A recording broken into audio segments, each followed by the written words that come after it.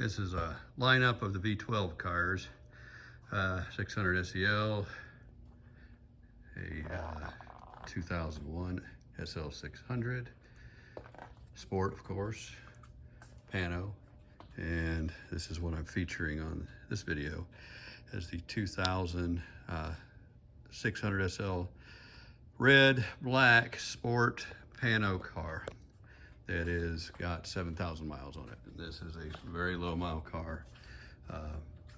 I picked it up about 10 years ago and got it from a collector up in Chicago who kept it in a, air conditioned heated garage with a couple of other red Mercedes that are very nice.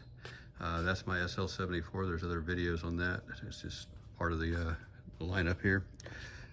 This is, out of all the cars, this is the lowest mile 96 and newer SL600 I've ever found anyway, to date. I do believe there's a Silver Arrow SL600 that has something like 2,000 or 3,000 miles on it that is running around there somewhere. So this is not a Silver Arrow, but it's a red car, which is rare. And in this year, I'm just going off the top of my head, it's something like 250 something, 256, let's just say, SL600s made for the year 2000 market. That breakdown of red, I don't know. It's a very low color number, obviously. And red, black, then you add that in there, and then you add Sport. So here's an interesting little tidbit people can see here that a lot of people get so confused on. All of these are Sports. I don't really mess with the other ones that are not. So here is a last year that it was optional for the Sport, which is 2000. That's an optional deal. I don't know, out of the 256 cars, how many were Sport and how many were regular. Who knows? Let's just say half and half, probably somewhere in that range. But the Sport is identifiable by obviously the different front facade bumper, the different fog lights, the different front cowl opening there for the radiator and everything, the contoured body pieces down low, and the different rear bumper. The whole back bumper is actually different contoured than the regular SL non-option. So that's an SL600 Sport, and that's how you identify them. Of course, the Sport wheels, but hey, anybody can throw a set of wheels on a car, right? It's a little harder to do the body stuff. So that's what makes the Sport a Sport. And 2000 will be the last year that says Sport on it. 2001, every car is a Sport, whether it's a 500 or 600. All the cars made were a Sport, but no Sport badge. So that's kind of the difference there. There's no difference in the 2001 car at all. In fact, I can't find anything that's different between the 2000 and 2001, except for that. So that's kind of it. So anyway, I'm featuring this car. That's just a little tidbit there. And of course the panoramic roof, which is, the glass roof, which is a horrible, horrible, horrible option to have in the heat. I can tell you that much. And we are in Texas, but it's neat. It's a collector, so we don't care how usable it is, right? It's all about collectability. But it's a pretty top. I mean, it really does. Like a black one over here, it's hard to tell it's a Pano, but this one is. And this car is just, perfect in every way because of the low miles. I'll pop the hood on it. Over here, there's the hood up, so all four of the V12 R129s and the SL600 SEL hood up there. So little things that you can tell how low mile the cars are. It's just the clarity of these models, things like that. That's the suspension bottle there. That's the windshield washer. Just all the little stuff under the hood, how nice it is. The fluid is just clear white. And I do keep up with these cars, and so that fluid was changed on it. Not that it was dirty to begin with, but we just get really, with the cars that are this level, you know, the whole bottom of it. Have you seen the pictures of it? It's just show car perfect underneath it. And so is that one over there.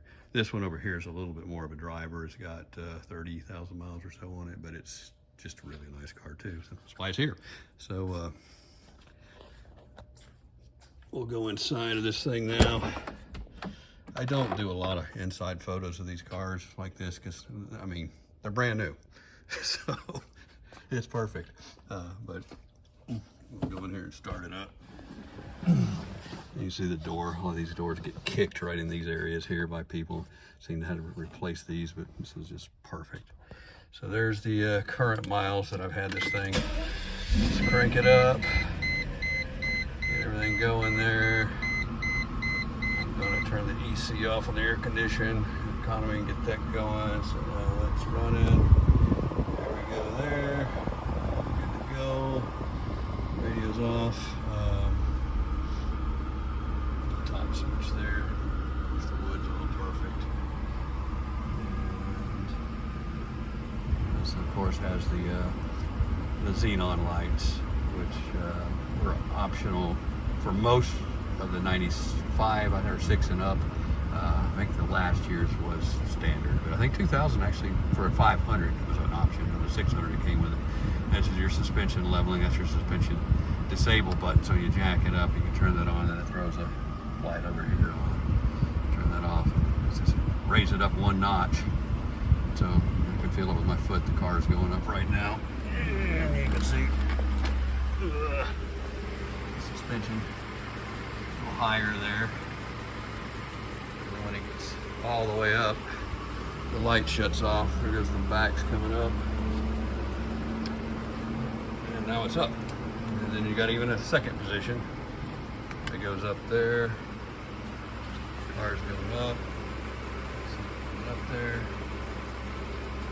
Now this is a very temperamental thing on these cars. Not temperamental as the next generation SL with its suspension, but these can go bad.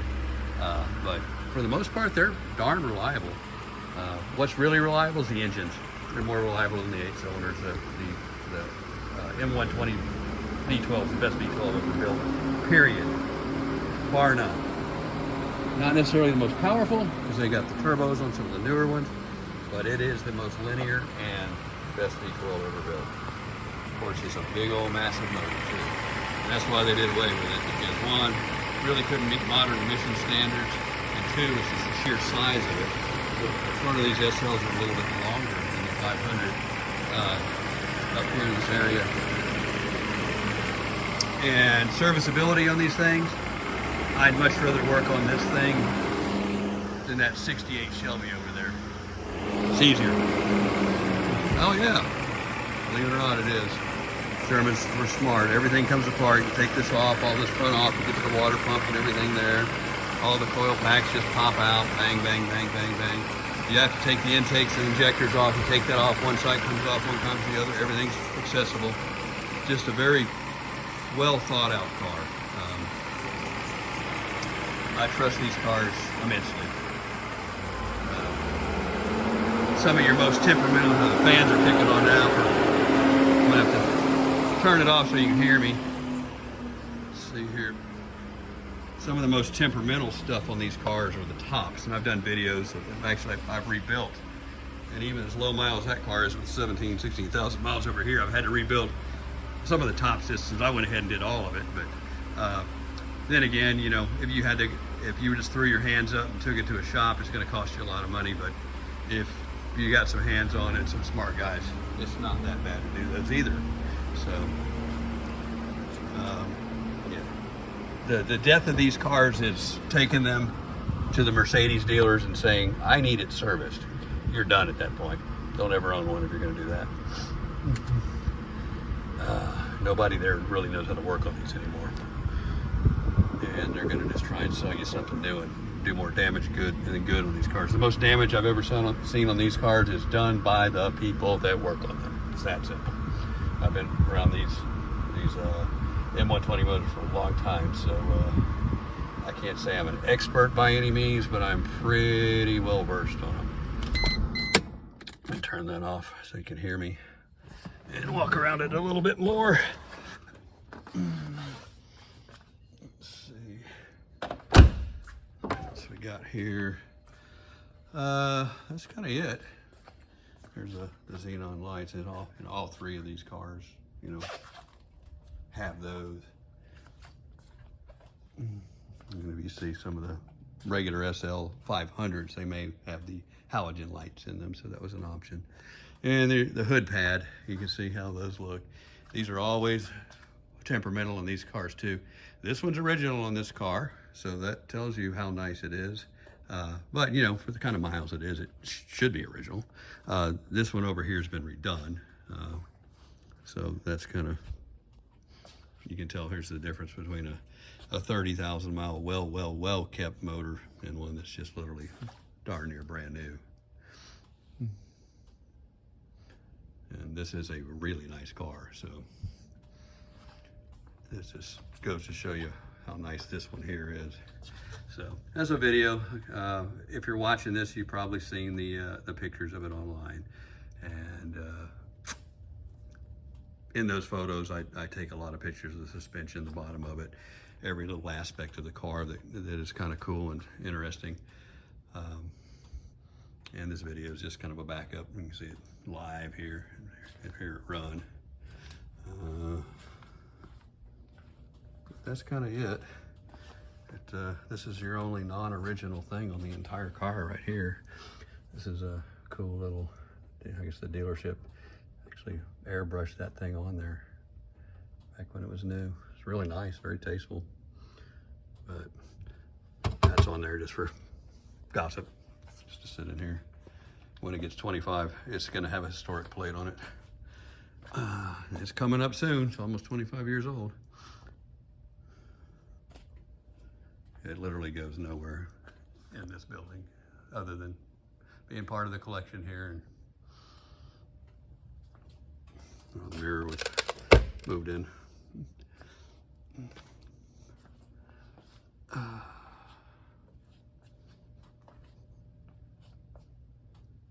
So, not much else I can say.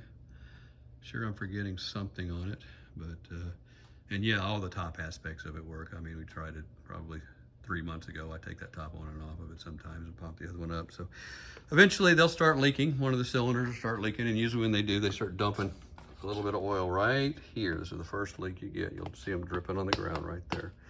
And when that happens, it's time to go into them. And it's not a matter of if, it's a matter of when. And this one over here, all the top cylinders have been redone on it. All the top cylinders have been done on this car. And this car's, like I said, this car's literally been in a vacuum since it was new. And so is this. So, but a little bit less use, and it's still holding in there. So,